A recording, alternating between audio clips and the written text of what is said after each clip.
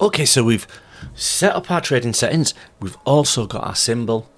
Now we want to add some indicators on there.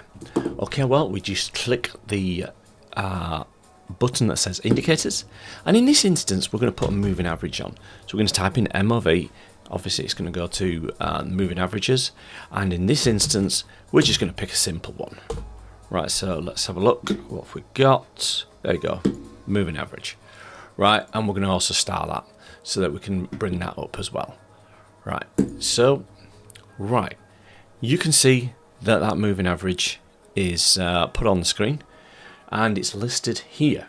Now if we want to change the settings, if we go to this little cog, we can change it to, say for instance, let's change it to a 50 moving average, and let's change the colour to red. Okay doke, firing away.